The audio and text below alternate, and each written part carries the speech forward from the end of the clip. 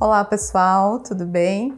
Para quem não me conhece, eu sou a Monique Cabral, sou biomédica com especialização em acupuntura e hoje eu vou falar um pouquinho para vocês sobre os tipos de acupuntura. A acupuntura é uma técnica de origem chinesa que surgiu há mais ou menos uns 3.000 anos e utiliza agulhas bem finas em determinados pontos do corpo para harmonizar a energia vital, que é chamada de Qi pelos chineses.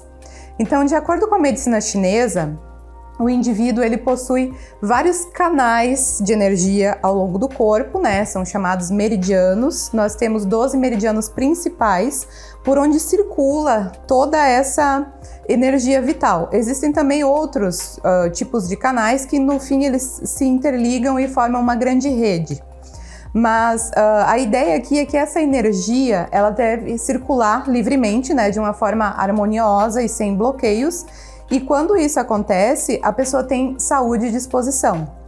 Mas quando existe algum bloqueio nesse fluxo, ou uma irregularidade, algum excesso de energia em um ponto específico ou deficiência de energia, o indivíduo começa a apresentar sinais e sintomas e pode adoecer, porque a manifestação dos sinais, dos sintomas da doença, muito antes de aparecer no nível físico, vai aparecer lá na energia, né?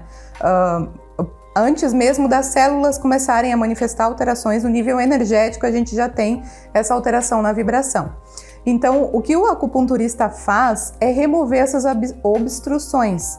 É como se fossem nós ao longo desses canais e ele está ali impedindo aquele fluxo harmonioso. Então, o acupunturista ele vai estudar aquele paciente, né? Ele vai fazer uma avaliação detalhada das características daquele indivíduo, vai observar sinais do pulso, da língua, vai questionar o estilo de vida da pessoa, estado emocional, alimentação.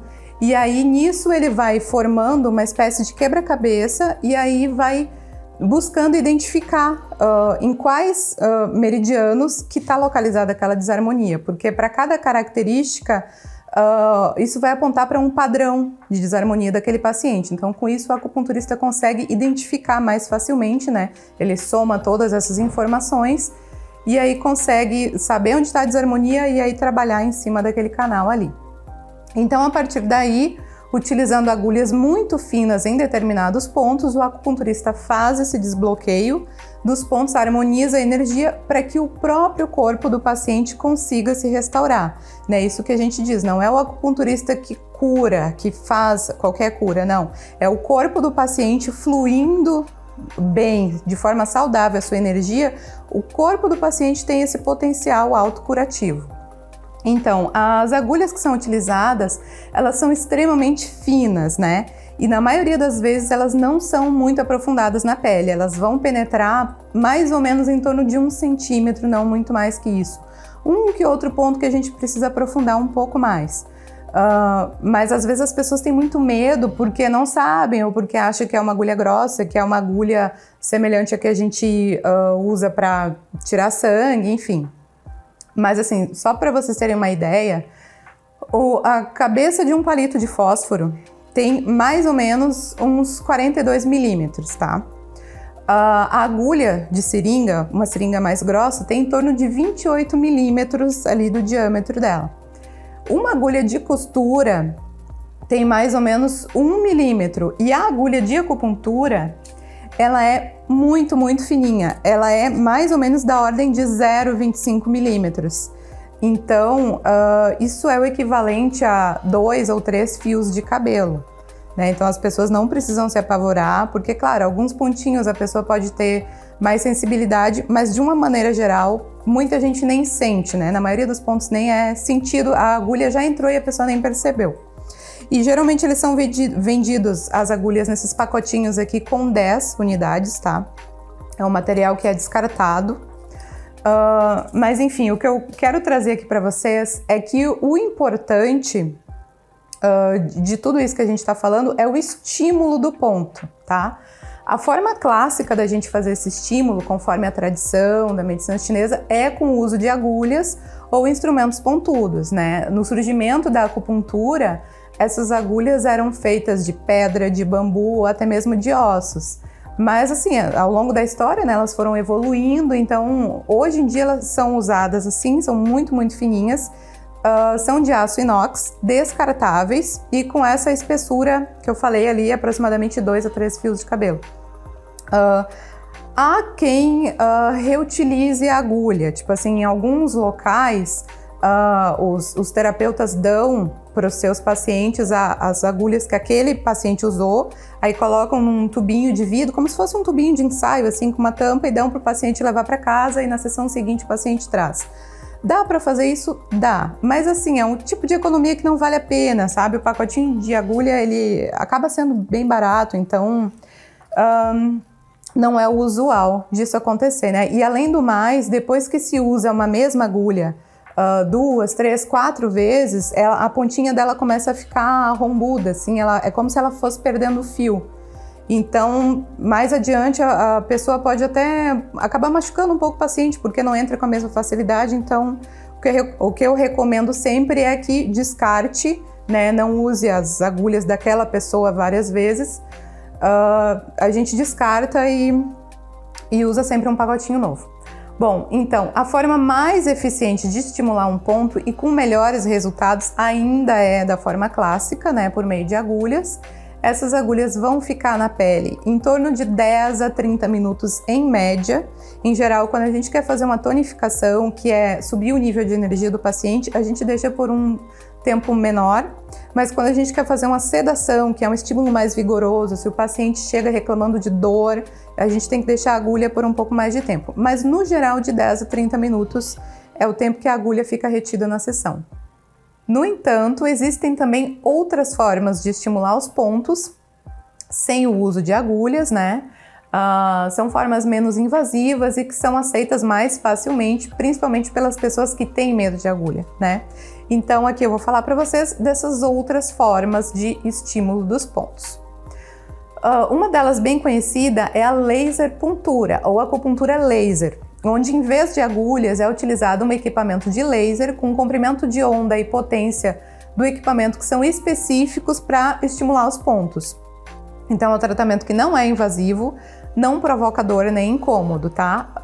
Aqui eu tenho o exemplo desse ILIB laser aqui, que ele é bastante conhecido. Então vem conforme as instruções do fabricante, né? De acordo com a potência que se usa, para o caso, se quer sedar ou tonificar, enfim. A gente vai deixar por um período determinado. E aí existe um protocolo específico de pontos e o tempo de estímulo para cada ponto.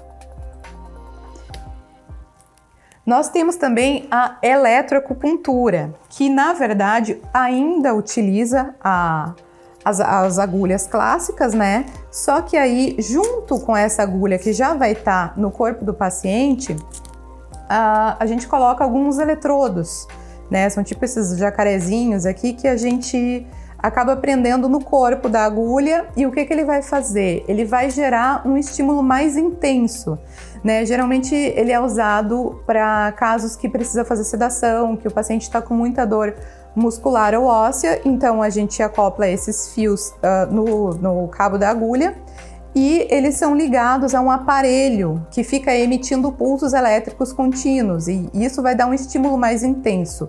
Isso aqui é bem interessante para casos de dor mais intensa mesmo, que a gente precisa fazer essa sedação. Existe também a stipper terapia, tá? Essa, eu tenho aqui um pacotinho. São pequenas pastilhas de celulose com microcristais de quartzo ou de silício. Essa técnica ela foi desenvolvida na Espanha na década de 90 e aqui são coladas, ficam coladas na pele, tipo com um micropore, assim, com adesivo cirúrgico, nos mesmos pontos de acupuntura. Então o que acontece? Isso aqui é como se fosse uma pastilha de estímulo prolongado, né? Tanto que o nome do stipper vem disso, desse estímulo permanente. E aí nisso a gente deixa no corpo do paciente ao longo de 3 a 5 dias em média, né?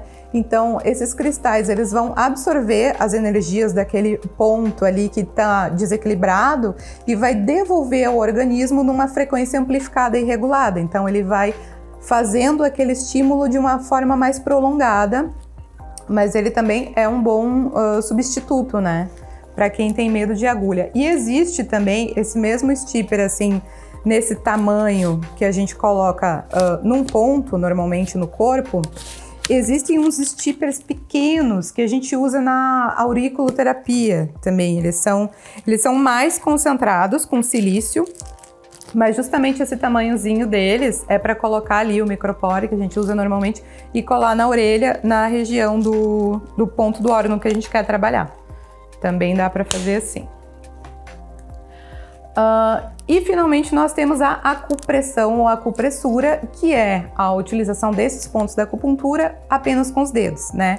Então os pontos são pressionados um a um, de forma firme, por mais ou menos 10 a 12 segundos. E depois de passar em cada um dos pontos, para cada situação que a gente quer utilizar, né? A gente repete o ciclo outras 2 vezes. Então, na acupuntura clássica, o que acontece? A gente vai ter as agulhas colocadas todas de uma vez nos pontos que a gente quer trabalhar e elas vão ficar retidas ali de 10 a 30 minutos. E então a gente tem o estímulo ao mesmo tempo. Mas quando a gente está trabalhando com a acupressão, que não é invasivo, né? No entanto, a gente vai trabalhar os pontinhos ali um por vez, um por um, e depois vai repetir o ciclo. Então isso exige que o terapeuta, que o acupunturista, fique ali em cima do paciente trabalhando, mas não é um problema, não é cansativo, dá para fazer. Essa é mais uma forma de se trabalhar, né? Mais uma ferramenta. E além dessas formas aqui, a medicina chinesa ela tem também o uso da ventosa, da moxa e da acupuntura auricular com sementinhas, né? Então a ventosa, ou também chamada de cupping, é a aplicação de pressão negativa nos pontos de acupuntura, para a gente liberar aquela energia ou sangue que está estagnado. E isso se faz através de sucção. Originalmente, de uma forma mais clássica, mais antiga, se utilizava bastante esses copos aqui de vidro, a gente aproximava da pele do paciente, geralmente nas costas, tá? Se trabalha com os pontos ali, os back shu, que a gente chama do meridiano da bexiga. A gente aproxima da pele do paciente e junto com o isqueiro ou até aqueles mini maçarico, a gente coloca o calor próximo e logo tampa junto à pele. Então isso vai gerar uma sucção. Só que o problema disso aqui é que como a gente está trabalhando com vidro, o terapeuta tem que ficar próximo ao paciente cuidando, porque frequentemente um desses se solta, o paciente se mexe, escorrega, às vezes é uma região que tem pelinho, então ele pode acabar se soltando, caindo no chão e quebrando. Por isso que isso aqui foi substituído, né? Ainda tem quem use de forma clássica, mas o mais comum hoje em dia é se utilizar a ventosa de acrílico, que ela é encontrada geralmente nesses kits aqui. Vem esses copinhos, assim, digamos, de vários tamanhos, né? Tem para áreas menores também. E aí estão vendo que aqui ele tem uma válvula, né?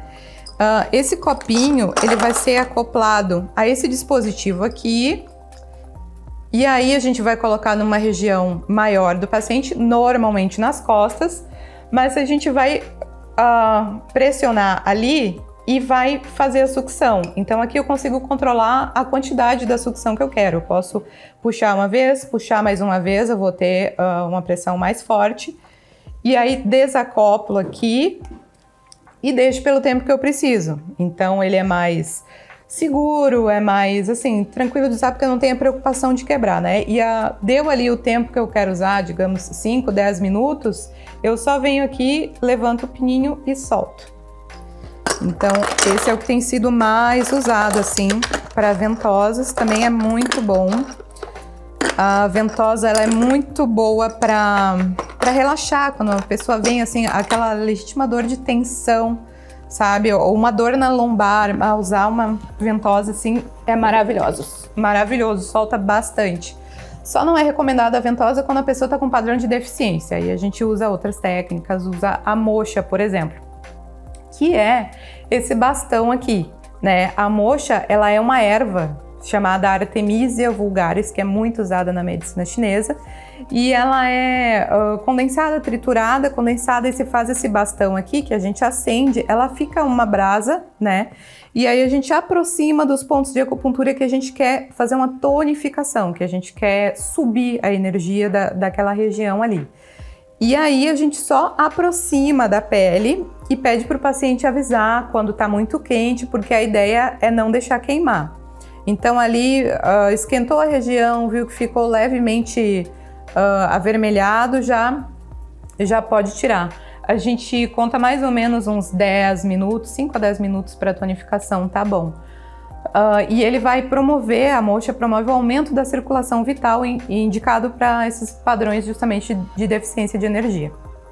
E por fim nós temos aqui a acupuntura auricular, que tinha ali, eu mostrei antes o stipper, né, que pode ser usado colado na orelha, mas o mais tradicional é essa sementinha aqui, que é a semente de mostarda, na verdade. Esses mini grãozinhos, eles são colocados nessa estrutura aqui, que é tipo um mini tabuleiro, né? Ali tem uns buraquinhos assim que se encaixam as sementes e depois a gente vem em cima e coloca a fita, o micropore ali, o adesivo, e aí recorta, passa um estilete aqui, tem os quadradinhos e bota nos pontos dos órgãos que a gente quer trabalhar.